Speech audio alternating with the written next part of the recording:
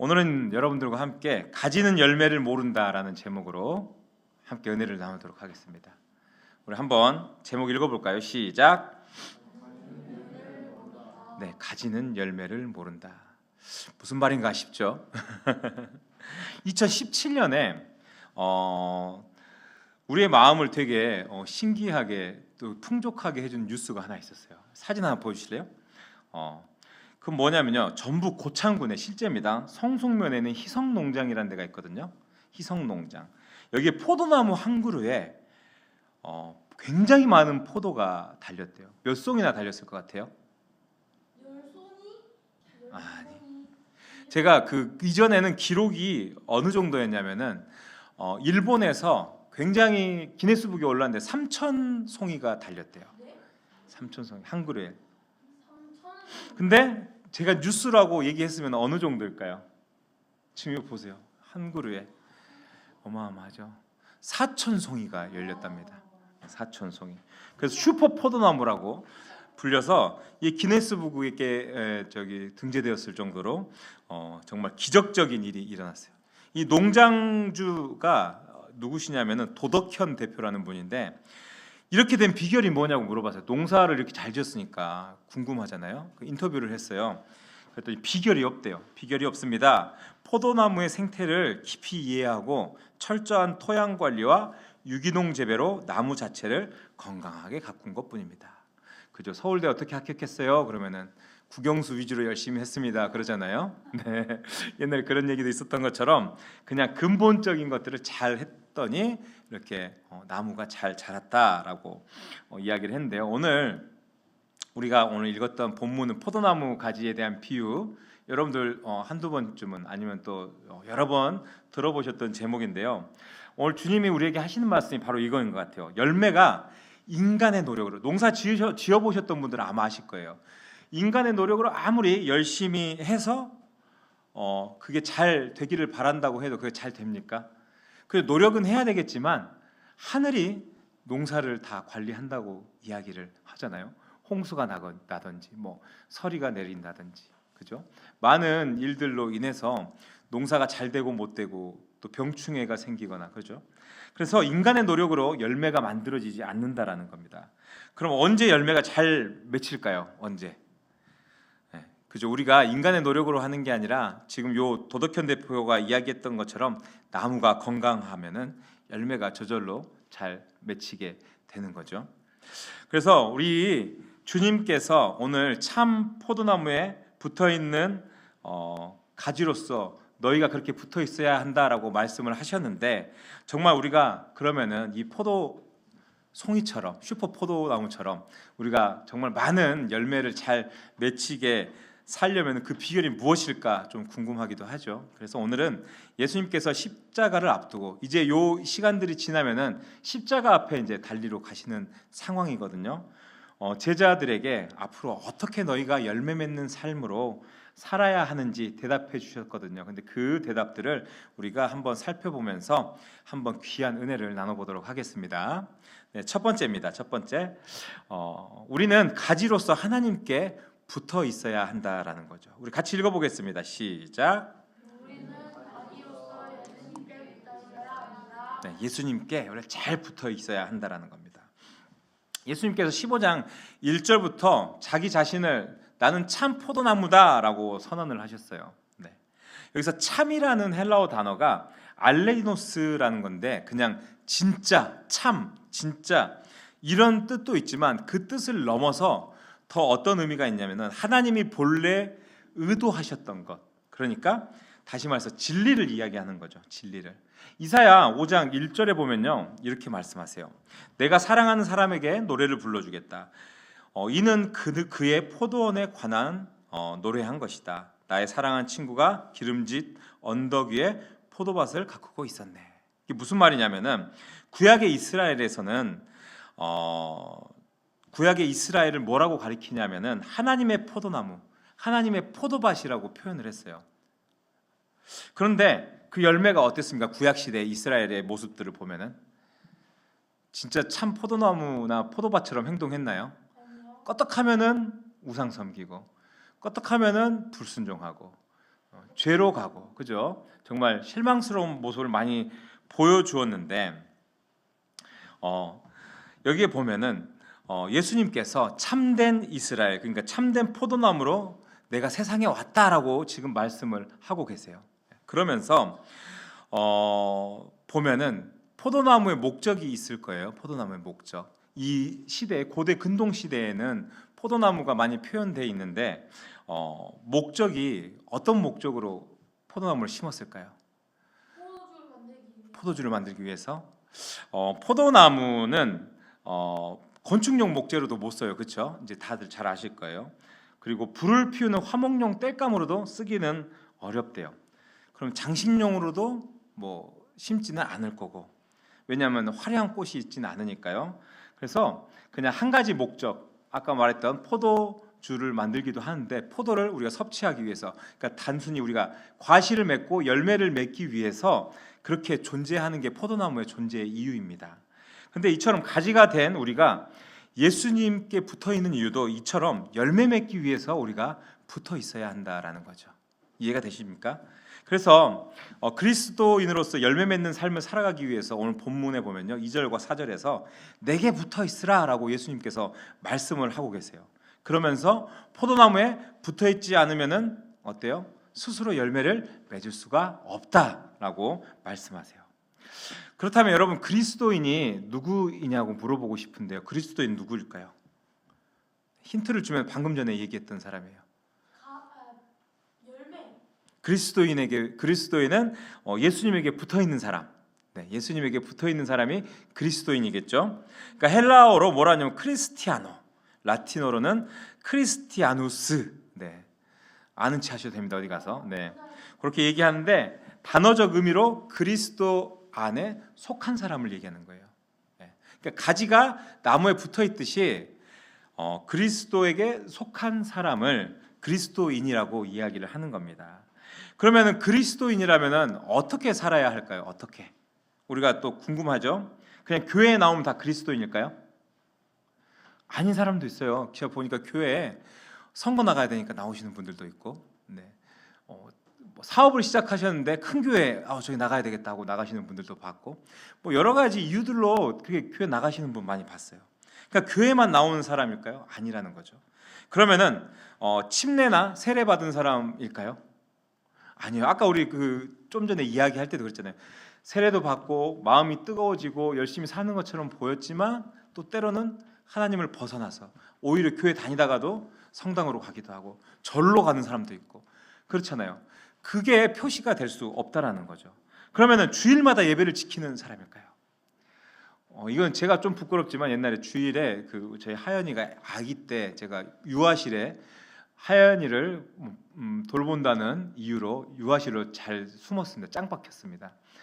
어땠을까? 제 아내가 애기 안고 좀 제발 좀 자지 좀 말라고 그런 얘기를 했어요. 네. 예배는 나오지만 그 설교가 귀에 안 들어오는 거예요. 그래서 딴 생각을 하고 있어요. 네. 그런 간증을 들은 적도 있어요. 어떤 장로님께서 예배 시간에 나와서 목사님 설교를 잘 듣는 것처럼 하지만 자기는 계속 머릿속으로 딴 생각하고 마지막에 목사님하고 인사하며 갈 때 목사님 너무 은혜 받았습니다 인사하고 갔대요. 그리고 막 그 이야기를 하시더라고요. 그러니까 예배당에 앉아 있더라도 거기 정말 그리스도인이라고 할 수 없다라는 거죠. 그러면은 뭘까요? 어떤 사람이 그리스도인일까요?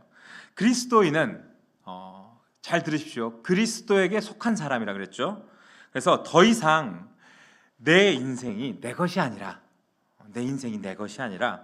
그리스도에게 속해서 그리스도 중심으로 사는 사람을 그리스도인이라고 합니다. 누구 중심으로요? 네, 그리스도의 중심으로. 내 중심이었습니다. 내가 하고 싶은 대로 하고, 내가 밥 먹고 싶으면 먹고, 내가 뭐 행동하고 싶은 대로 다 살았다면은, 그리스도인이 됐다면은, 내가 그리스도에게 속한 사람이라면은 주님이 원하시는 그 주님의 중심으로 사는 사람이 그리스도인이라는 겁니다. 나의 삶과 나의 인생의 주인이 예수님이 되는 인생이라는 이야기죠. 근데 예수님, 여러분 예수님을 믿었고 예수님이 나의 주인이 되셨는데 주인의 말씀대로 잘 살고 계세요? 여러분들은 어떠세요? 네, 저희 아내가 고개를 끄덕끄덕 하고 있습니다. 네. 네, 그런 것 같아요. 어렵습니다, 그죠? 저도 솔직히 어려워요. 목사인 저도 어렵습니다. 그래서 하나님께서는 포도나무를 가꾸는 농부로서 포도나무 가지를 이렇게 세밀히 관리하세요. 왜냐하면 열매를 잘 맺어야 되니까 농부로서 하나님께서 이 나무를 잘 관리하신다는 거예요. 세밀하게. 그래서 재미있는 것은 그 농부가 하는 행동이 두 가지가 있어요. 잘 들어보세요. 하나님 어떻게 하시는지. 우리 15장 2절의 말씀인데 제가 읽어드릴게요. 내 안에서 열매 맺지 못하는 가지마다 아버지께서 어떻게 하냐면 잘라내시고 또 열매 맺는 가지는 더 많이 열매를 맺게 하려고 깨끗하게 다듬으신다. 뭐라고 하시나요? 첫 번째가 가지를 제거하고, 그죠? 잘라내시고, 두 번째는 열매 맺는 가지를 깨끗하게 하신다라고 하는 거예요.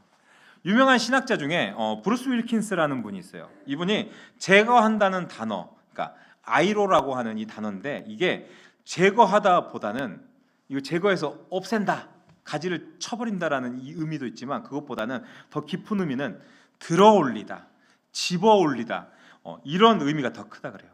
우리가 실은 오해를 합니다. 왜냐하면 우리가 주님 뜻대로 살지 못하면은 하나님이 가차없이 가지를 탁 잘라서 어떻게 불살라버리고 징계하고 벌주고 우리를 고통스럽게 하시겠구나, 이렇게 해석할 때가 있어요. 근데 그런 하나님이 아니라는 거예요. 사랑의 주님은 오히려 그렇게 하지 않으시고 어떻게 하신다냐면은 오히려 가지들이 열매를 적당히 맺다가 무거워서 또 이렇게 포도나무는 이렇게 지지대를 대주고 거기 잘 맺힐 수 있도록 만들어주잖아요. 그렇게 하지 않았을 때 땅으로 가지가 떨어지게 되면 어때요? 땅 위에 가지들이 기어다니다 보면은 진흙이 묻고 곰팡이가 필 수도 있고 또 열매를 맺지 못할 수도 있고, 그럴 때 농부가 이 가지를 아까 이야기한 것처럼 들어 올려서 가지들을 씻어주고 또 위쪽을 잘 자라도록 이렇게 묶어주고 그렇게 관리를 잘 해주다 보면은 풍성하게 열매를 맺게 된다라는 것이 이 안에 그런 의미가 있다라는 겁니다. 여러분, 우리가 삶에서 때로는 주님을 잘 믿어요. 근데 아까 말씀하셨던 것처럼 그 믿음을 계속해서 잘 유지해 나가기가 어렵다고 우리가 스스로 고백을 합니다. 우리가 주님을 잘 믿고 살아도 때로는 죄와 멀어지고 회개하고 경건함으로 우리가 그렇게 열심히 살아내도 죄와 상관이 없이 우리 삶에 경험하게 되는 많은 고통과 시련들이 있어요. 그러면 어떻게 돼요? 내가 세운 계획들이 무너지고 열심히 살았지만 결과대로 이루어지지 않을 때 우리는 때로는 무너지고 넘어지고 좌절하고, 또는 우리가 원치 않게 마음속에 죄를 짓기도 하고 정말 주님 저한테 이러실 겁니까 하면서 교회 문 앞에도 내가 안 가겠습니다라고 할 때도 있습니다. 근데 우리가 이 상황들에 대해서 이해해야 되는 게 뭐냐면요, 이게 어쩌면은 하나님의 가지치기일 수도 있다라는 겁니다. 과수농사가 언제 가지치기 해요? 언제? 열매가 더 많이, 더 열매가 더 탐스럽게, 그죠? 더 크게 잘 맺히라고 가지치기 하는 거잖아요. 가지치기 안 하면은 열매들이 아주 조그맣게 막 상품 가치가 없게 열리는데, 상품 가치가 있게 열리려면은 가지를 잘 다듬어 줘야지 정말 아름답고 탐스럽고 맛있고 예쁜 열매가 열리잖아요. 그러니까 주님께서 우리의 인생에 더 많은 열매를 맺는 삶이 되기 위해서 이렇게 다듬으신다라고 여러분들께서 생각하시면 될 것 같습니다. 그래서 히브리서 12장 11절에 보면은 이렇게 말씀하십니다. 같이 읽어볼까요? 한번 시작.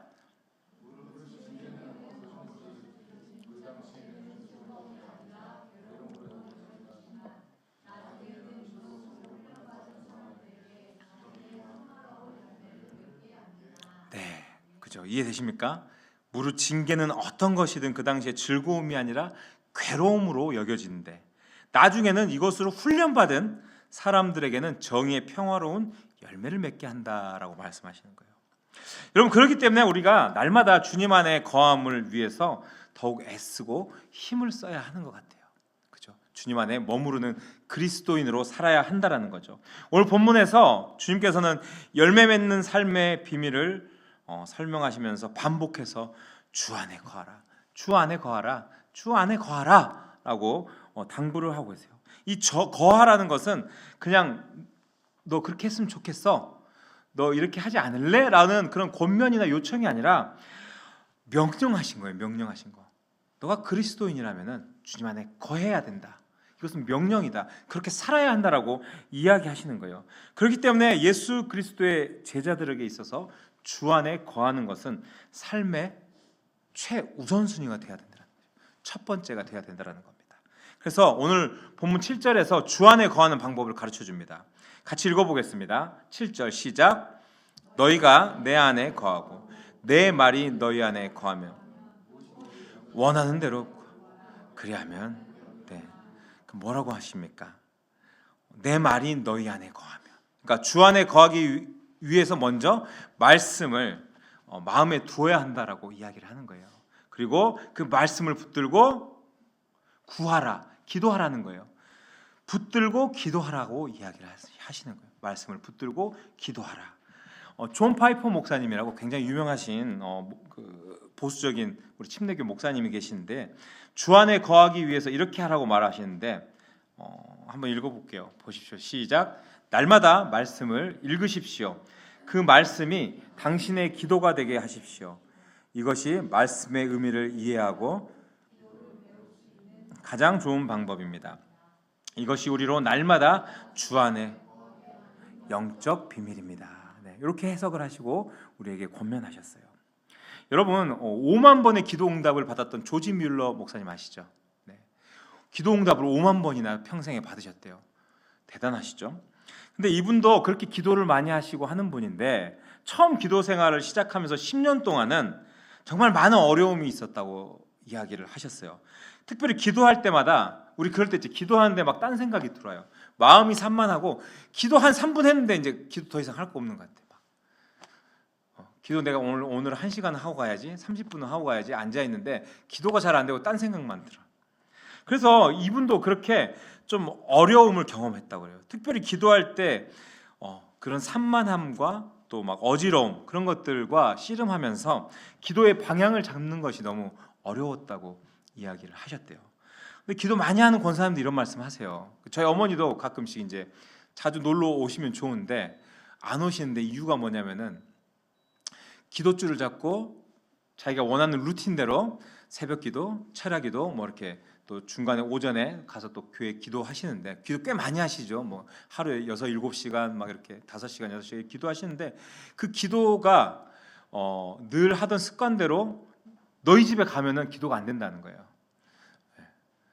그래서 그걸 그렇게 한 일주일 쉬다가 집에 가면은 기도를 다시 하는 게 너무 힘들다는 거예요. 기도줄 잡고 있다 기도줄을 놓치면은 다시 그렇게 기도하는 기도줄을 잡기 위해서는 정말 몇 주씩 걸린다고, 한 달씩도 걸리고 너무 힘들어서 안 갈란다 놀러, 너희 집에 안 갈란다 그렇게 말씀하세요. 그러니까 기도하는 권사님들이 이런 말씀하시는 게 정말 그게 기도의 마음을 잡고 기도에 계속된 습관들을 이어가는 게 쉬운 게 아니라는 것을 알 수가 있었어요. 그래서 조지 뮬러는 그래서 먼저 말씀을 읽고, 방법이라면 그 말씀을 읽고 그 말씀에 응답하는 기도를 배우면서 기도의 어떤 자기의 삶의 방황이 끝나고 풍성한 기도 생활을 들어갈 수 있었다고 해요. 무작정 앉아서 기도하는 게 아니라 말씀을 읽고 또 그 말씀을 통해서 주시는 감동들을 마음에 품고 그걸 붙들고 또 기도하고, 이렇게 방법들을 주님께서 말씀하신 대로 해 나가다 보니까 정말 풍성한 기도 생활을 할 수 있었다고 합니다. 이렇게 믿음의 우리 선배들, 선진들은 말씀과 기도 가운데 매진하면서 그 신앙을 잘 지켜내면서 그리스도인으로 살았습니다. 제가 오늘 여러분들께 말씀을 통해서 부탁드리는 것은 우리의 삶의 변화를 통한 어떤 열매를 맺기 원하신다면은 어떻게 그렇게 할까라고 고민하실 때 우리 믿음의 선배들이 오늘 예시로서 보여드렸던 것처럼 먼저 말씀과 그 다음에 기도로 정말 주님 앞에 더 붙어 있을 수 있는 그런 가지처럼 주 안에 거할 수 있는 삶을 살 수 있는 여러분이 될 수 있기를 축복합니다. 그래서 제가 도전을 하나 한다면은 저희는 수요 기도회가 있습니다. 네, 수요 기도회. 제가 또 특별히 뭐 이렇게 긴 시간은 아니지만 말씀 짧게 전하고 또 기도합니다. 기도 불 다 끄고 이제 누가 무슨 기도하는지 엿듣지도 않아요. 음악도 크게 켜놓고 혼자 기도할 수 있는 시간이 있는데 뭐 그렇게 일주일에 한 번이라도 내가 좀 시를 정해서 때를 정해서 주님 앞에 내가 원하는 기도의 제목들이 있다면은 또 말씀을 보고 묵상하면서 기도할 수 있는 기도의 습관을 가질 수 있는 여러분들의 삶이 될 수 있기를 도전하고 축복합니다. 네, 두 번째입니다. 두 번째는 우리는 사랑 안에 거해야 한다라는 겁니다. 한번 읽어보겠습니다. 시작. 우리는 사랑 안에 거해야 합니다. 오늘 잠을 안 자고 잘 버티네요. 네, 자 여러분 우리는 그리스도인으로서 주님의 사랑 안에 머물러야 하는데 동의하시죠? 네, 주님의 사랑 안에 머물러야 합니다. 그래서 말씀은 뭐라고 하는지 오늘 말씀 9절과 10절을 읽어보도록 하겠습니다. 같이 읽어보겠습니다. 시작. 나를 사랑하신 것 같이 나도 너희를 사랑하였어. 나의 사랑 안에 거하라. 내가 아버지의 계명을 지켜 그의 사랑 안에 거하는 것 같이 너희도 내 계명을 지키면 내 사랑 안에 거하리라. 아멘. 네, 9절에서 주님은 나의 사랑 안에 거하라라고 명령하세요. 나의 사랑 안에 거하라. 그러니까 이 사랑이 좀 우리가 얘기했을 때 감정적인 사랑일까라고 생각하기도 해요, 그죠? 우리가 사랑하면 생각할 수 있는 게 감정적인 사랑 그런 거잖아요. 근데 10절을 보면 사랑 안에 거하는 것은 주님의 그 계명을 지키는 것이라고 이야기를 하는 것 같아요. 그러니까 우리가 마음으로 뜨겁게 사랑해서 막 이런 감정적인 게 아니라 사랑한다면 우리가 해야 하는 것들, 그런 주님께서 말씀하신 것들, 그 계명들을 지키는 것, 그것으로 실현되는 것을 10절에서 이야기를 하고 있는데 예수님께서는 자신이 먼저 이 사랑의 본을 보여주십니다. 그래서 10절에서 뭐라고 하시냐면 내가 아버지의 계명을 지켜 그의 사랑 안에 거하는 것 같이 너희도 내 계명을 지키면 내 사랑 안에 거하리라 라고 하십니다. 그러니까 이 말씀은 한마디로 사랑 안에 거하는 것은 아버지와 아들의 관계로 우리에게 이미 완성이 되었다. 그렇기 때문에 예수님은 우리를 뭐 종이나 그죠? 뭐 이런 부분으로 부른 게 아니라 우리를 정말 친구로서 그렇게 부르셨다고 말씀해요. 그래서 15절에 보면은 뭐라고 하냐면요. 이제부터는 너희를 종이라 하지 아니하리니 종은 주인이 하는 것을 알지 못함이라 너희를 친구라 하였노니 내가 내 아버지께 들은 것을 다 너희에게 알게 하였음이라 라고 말씀하십니다. 보통 여러분들 종과 주인의 관계는 어때요? 종은 주인의 계획을 알 수 있나요? 없죠. 그게 없어요. 그냥 시키는 대로 해야 돼요. 그죠? 맹목적으로 죽으라면 죽어야 되고 저거 도둑질하라면 도둑질해야 되고 이거 일하라면 일해야 되고 종은 무작정 하라는 대로 해야 됩니다. 그냥 무조건적인 의무적인 순종으로 따라야 하는 게 종의 모습이에요. 근데 친구는 어떻습니까? 친구한테 종처럼 부리면은 당장 헤어지게 되죠. 너 이씨 나를 뭘로 보고 이렇게 하면서 친구끼리 헤어지게 됩니다. 그래서 어떤가요? 진짜 친구라고 하면 친한 친구들 한번 떠올려 보십시오. 서로 마음도 나누고 때로는 야 이거 너만 알고 있어 하면서 나의 비밀도 공유하고 그죠? 서로 또 어떨 때는 힘들어하면 격려하고 세상에 있으면 그러잖아요. 소주 한 잔 사주면서 그래 친구 찾으면은 격려하고 힘내라 하고 그렇잖아요. 뭐 그렇기도 하고 그러니까 사랑하는 그런 인격적인 연합의 관계라고 할 수 있지 않습니까? 근데 하나님과 우리의 관계는 어때요? 하나님과 우리의 관계 여러분들과 하나님의 관계는 어떤 것 같으세요? 이런 친구 같은 관계입니까? 아니면은 약간 경직돼 있는 그런 모습입니까? 우리가 보통 신앙이 좀 경직되고 그냥 우리 말로 좀 드라이하고 건조한 느낌이 드는 게 뭐냐면은 여기에 있는 것 같아요. 왜냐하면은 주님이 우리의 신앙의 모습이 친구 같은 인격적인 관계로 형성된 게 아니라 주님의 말씀 무조건 들어야 돼 신이니까 주종 관계처럼 생각할 때 있어요. 그래서 신앙생활 이렇게 하는 거는 우리 종의 의무야 막 이렇게 생각하기 때문에 좀 하나님과 친밀한 느낌보다는 종과 주인의 관계 같은 느낌이 들 때가 있다라는 거죠. 사람은 자기 경험 그리고 알고 있는 어떤 그런 지식들을 토대로 이렇게 설정을 하면서 신앙생활을 하게 되는 것 같아요. 감히 신과 친구라고 생각을 할 수가 있습니다. 그렇게 되지 않으니까 이렇게 되는 건 당연한 것 같아요. 그래서 우리가 매주 행하는 주일 성수나 뭐 교회에서 봉사하는 거나 뭐 헌금을 드리는 것이나 이게 기쁨으로 순전히 하는 게 아니라 당연히 해야 하는 의무, 그냥 해야 할 일도 남을 때가 있어요. 때로는 이게 뭐 당연하다고 생각해서 그거에 대해서 나쁘게 생각하진 않지만 때로는 지칩니다. 그냥 무작정 해야 되는 줄 알고 일을 하다가 지치고 번아웃이 오고 내가 왜 이렇게 해야 되지? 이게 누굴 위해서 하는 건가? 헌금을 막 해요. 주님 앞에 드리는 마음으로 순전하게 주님 앞에 드리지만, 야 이거 뭐야, 교회 배불리는 거야?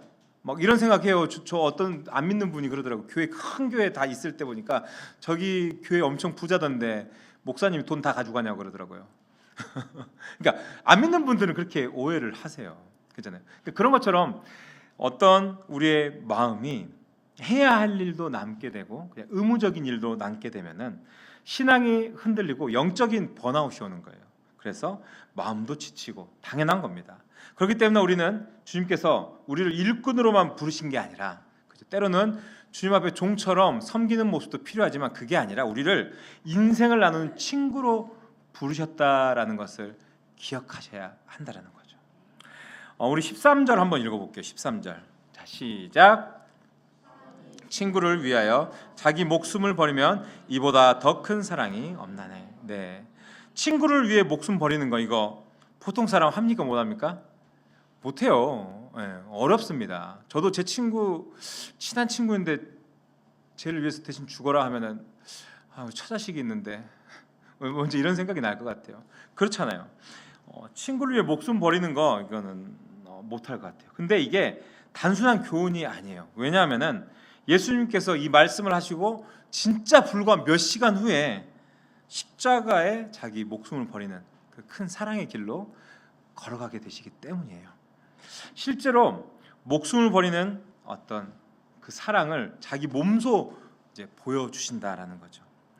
여러분, 친구를 위해서 목숨을 버리는 것은 이게 진짜 아가페 사랑의 정의입니다. 그래서 여러분, 주기철 목사님 잘 아시죠? 주기철 목사님, 우리나라 초대 아주 유명하신 목사님인데 신사참배 반대하고 또 민족운동가로 활동하면서 막 그 못 박힌 그 판을 막 맨발로 걸어가게 하면서 막 고문 당하시고 그러다가 일찍 돌아가셨던 분인데, 이 목사님이 옥중에서 그래요. 주님은 나의 가장 신실한 동무이십니다라고 고백을 해요. 너무 고통을 받고 막 진짜 도망가고 싶을 정도로 힘들어하셨다고 하더라고요. 그러니까 죽음 앞에서도, 왜냐하면은 주님이 나의 친구이기 때문에 내가 평안할 수 있다라고 평안을 유지했다라고요. 그러니까 이 목사님에게는 신앙이 종교적 의무가 아니라 끝까지 나를 배신하지 않는 친구와의 약속일 수 있다라는 거예요. 친구와의 약속. 여러분들도 귀한 친구들 한 명쯤 있을 겁니다. 그죠? 친구 한번 떠올려 보십시오. 어떻습니까? 그냥 그 친구 만나면 되게 좋지 않습니까? 저도 그런 친구가 하나 있어요. 신학교 다닐 때 1학년 때 만났던 친구인데, 제가 그때 경제적으로 IMF가 생기고 되게 어려웠는데 이 친구가 98년도에 군대를 가면서 제가 돈이 필요했는데 자기 아버지가 차를 팔아서 사줬던 색소폰, 야마하 색소폰이었어요. 그게 그 당시에 아마 180만 원에 중고로 팔아서 그 현금을 저를 지어주고 군대를 갔던 기억이 납니다. 네. 쉽지 않아요. 그런데 그 친구가 또 이제 제가 개척했다고 하니까 작년 여름에는 이제 미국 휴스턴에서 목회를 하고 있거든요. 안수 집사님 두 분을 보냈어요. 그래서 2,000불을 보냈더라고요. 2,000불 보내서 뭐 재정에 좀 보태라라고. 저는 별로 준 적이 없는데 또 이렇게 후원금을 또 보내주더라고요. 저는 약간 그런 생각을 해봐요. 이렇게 친구 간에는, 인간적인 친구 간에는 좀 인간적인 의리가 사랑이라고 생각을 합니다. 그렇잖아요. 뭐 사랑을 남녀 간의 사랑뿐만 아니라 동성 간의 친구 간에도 있는 사랑이 뭐냐고 따졌을 때 보면은 그 인간적인 의리가 저는 사랑이지 않을까라고 좀 해석을 하게 돼요. 그래서 저도 이렇게 좀 권면을 드리고 싶어요, 여러분들에게. 우리가 친구 사이에 중요한 것, 인간적 관점에서 잘 지킬 수 있는 이 의리가 여러분들이 주님하고 관계에 있었으면 좋겠다라는 생각을 해봅니다. 우리가 친구를 지지하고 믿어주고 돕고 지켜주는 것 너무 고마운 일이잖아요. 근데 나를 위해서 목숨을 내어주신 그 주님이 내 친구다라고 생각했을 때, 나를 위해서 대신 죽어주셨다라고 할 수 있는데, 우리가 주님 어떻게 대하면서 살아야 돼? 그 친구 어떻게 대하면서 살아야 돼? 우리가 그러잖아요. 장기 이식 해준다고 친구가 만약에 제가 죽게 생겼는데 신장 하나 탁 때렸다고 생각해보세요. 예를 들어서 그 친구를 대한 나의 마음이 어떨 것 같아요? 내 생명을 살게 해줬던 그 친구가 너무 귀하다고 여겨지지 않겠습니까? 그 친구가 어떤 부탁하면은 정말 내가 다 들어줄 수 있을 것 같지 않아요? 주님께서 우리의 영원한 생명을 위해서 자기 목숨을 버리셨는데 우리가 그분 위해서 이 정도는 할 수 있지 않을까라고 생각할 수 있지 않을까요? 그런 의리가 좀 우리에게 있었으면 좋겠다라고 합니다. 이게 또 잘못 오해해서 너 나한테 빚졌으니까 빚 갚아 이런 건 아닙니다. 주님께서 너 나한테 빚졌지 너 빚 갚아야 된다 이런 건 아니에요.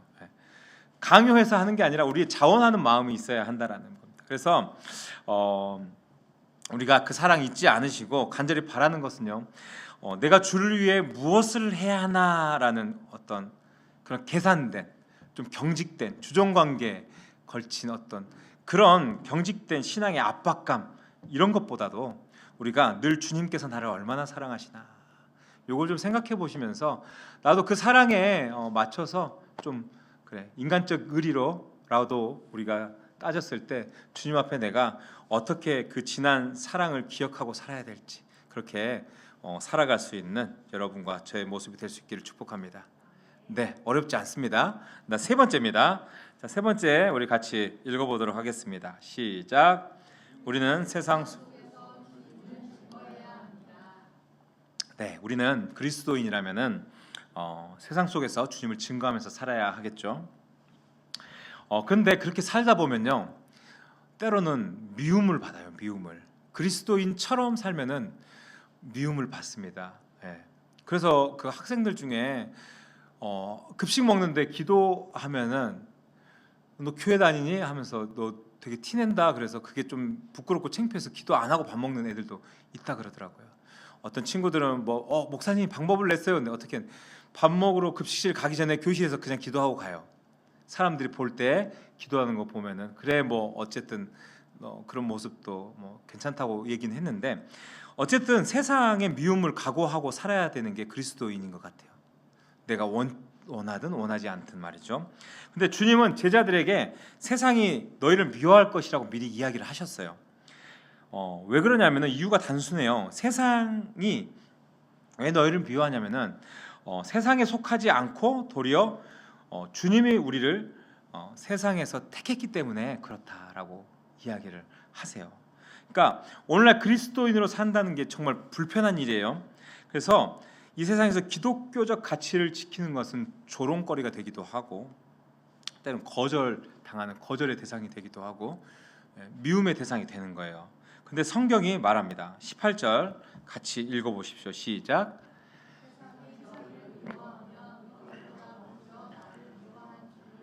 네, 세상이 너희를 미워하면 너희보다 먼저 누구를 주님을 미워한 줄 알아라고 하세요. 그러니까 우리가 기억해야 되는 것은 세상의 미움은 우리가 잘못된 게 아닌 거예요. 그냥 주님과 같은 편이라는 증거라는 거예요.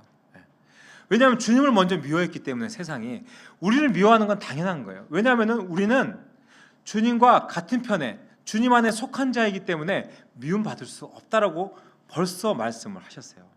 그래서 어떤 유명한 목사님께서 세상의 칭찬에 중독되지 말고 주님의 인정에 갈급하면서 살아라 라고 말씀을 하시더라고요. 그러니까 인간적으로 세상의 미움이 좀 두렵기도 합니다. 맞아요. 세상이 나를 좀 미워하고 교회 다닌다고 뭐라고 하면은 기분 나빠요. 전 막 싸우고 싶을 때도 있어요. 내가 힘으로 이길 것 같으니까 막 그 분해요. 왜 교회 다닌다고 저렇게 하지? 대할 때는 너무 좀 힘듭니다. 근데 우리가 그런 마음을 갖지 않아도 되는 이유가 있는데 그것은 뭐냐면요, 주님께서 우리를 그런 미움 가운데 홀로 내버려 두지 않는다라는 거죠. 우리 26절을 한번 볼까요? 26절 제가 읽어보겠습니다. 내가 아버지께로부터 너희에게 보낼 보혜사 곧 아버지께로부터 나오시는 진리의 성령이 오실 때 그가 나를 증언하실 것이요. 네. 지난주 설교 때 제가 보혜사 성령님에 대해서 이야기를 했어요. 그러니까 보혜사의 원어적 의미가 뭐냐면요, 파라클레토스. 그러니까 이게 옆에서 부르는 자도 있습니다. 옆에서 부르는, 돕는 자이기도 한데 옆에서 부르는 자. 이게 뭐냐면은 법정에서 우리가 법정했을 때 변호사의 역할을 해준다라는 거예요. 그러니까 우리 편에 서서 변호해 주는 분이 주님이시다라는 거예요. 그러니까 우리가 억울할 때 우리의 변호자가 되시고 우리가 약할 때 우리의 증언에 힘을 주시는 분이 주님이시라는 거예요. 세상이 우리를 조롱하고 세상이 우리를 억울하게 하더라도 주님 안에 서 있을 때 주님께서 우리의 편이 되어주시고 우리가 약할 때 우리에게 증언을 통해서 힘을 주시는 분이 주님이시라는 겁니다. 우리가 전도하러 나가면요, 저는 사람들하고 대화하게 될 기회가 생기면 기도해요. 어떻게 주님, 저들과 이야기를 했을 때 제가 논리로 아니면 말로 저 사람들에게 당해낼 수가 없을 때도 있는데 주님, 그렇게 물러설 수 있게 하지 마시고 주님 지혜롭게 잘 대처할 수 있도록 주님 도와주세요. 짧게 기도하면서 그렇게 만날 때가 있어요. 네, 전도하면은 별별 일들이 다 있으니까요. 그래서 그렇게 기도하면서 이야기하는데 제가 자주 느끼는 건 뭐냐면요, 갑자기 대화를 나누다가 갑자기 번뜩하고 주님께서 주시는 생각이 들 때가 있어요. 이 대화를 잘 풀어나갈 수 있는 그 상황들로 지혜를 주실 때가 있다라는 것을 느낄 때가 있습니다. 그렇기 때문에 우리가 우리를 붙드시는 주님을 의지하여서 복음의 증인으로 살면 더 좋을 것 같아요. 우리가 한 발 더 나아가서 주님 안에 거한다면은 주님을 알리고 또 우리가 아는 만큼 또 주님께서 지혜 주시라고 해서 주님의 사랑과 은혜와 구원의 그 역사들을 잘 알리면은 좋을 것 같습니다. 그래서 27절에 보면요, 우리에게 사명을 주세요. 제가 읽어보겠습니다. 너희도 처음부터 나와 함께 있었으므로 증언하느니라. 네. 성령님이 주님을 증언하시는 것처럼 우리도 증언을 할 수 있어야 하는 겁니다. 이게 특별한 것이 아니에요. 특별한 것이 그냥 처음부터 나와 함께 있었던 우리가 경험한 주님을 말하는 것이 그 증언이라는 거예요. 내가 교회 다녀보니까 하나님 믿어보니까 나의 삶이 이렇게 바뀌더라, 이런 평안함이 생기더라, 그 말씀을 통해서 나의 생각과 사고가, 나의 그동안 쌓여왔던 나의 인생의 세계관이 이렇게 바뀌더라, 이런 것들을 나눌 수 있는 것도 복음을 전하는 겁니다. 우리가 성경의 교리적인 것들 이런 것들을 잘 전하는 게 아니라 신앙생활한 지 얼마 안 됐지만 그냥 교회 갑시다라고 하는 그 한마디로도 복음을 전할 수 있다라는 거죠. 왜냐하면 그 마음을 만지는 거는 또 그때 그 사람에게 복음이 필요하다는 것은 주님께서 역사하시기 때문에 우리가 그 마음을 다 움직여 놓을 수 있는 건 아니기 때문에 우리는 그러한 역할만 해도 된다라는 겁니다. 조선 초기 때도요, 복음 때문에 예수님 믿어서 쫓겨나면서 이랬대요. 나는 하늘 가문이 있다. 그렇게 이야기하면서 여기 보면은 제가 충남 지역에 선교지가 많다, 순교하신 분들 많다고 하는데 그분들 집안에서 쫓겨나기도 하고, 그죠? 뭐 천주 믿는다. 옛날에는 그랬죠. 그 카톨릭 처음에 들어왔을 때 개신교 믿었던 분들도 마찬가지예요. 예수님 믿고 하면은 저 서양 귀신 믿는다고 하면서 쫓겨났대요, 가문에서. 그래도 이분들은 천국의 소망이 있기 때문에 나는 하늘 가문에 있는 사람들이다, 전혀 두려워하지 않았더라고요. 어떤 그런 기백들이, 그런 마음들이 두려워하는 마음보다 주님께서 우리의 도움이 되시고, 그죠? 우리의 변호자가 되신다는 걸 알면은 그런 거 전혀 두려워할 필요가 없다라고 말씀드리고 싶습니다. 여러분, 주님은 우리에게 포도나무와 가지의 어떤 연합에 대해서 오늘 말씀하셨어요, 그죠? 제가 세 가지를 이야기를 드렸어요. 열매는 내가 만드는 게 아니에요, 그죠? 내가 아무리 노력한다고 해도 열매가 잘 맺혀지지는 않습니다.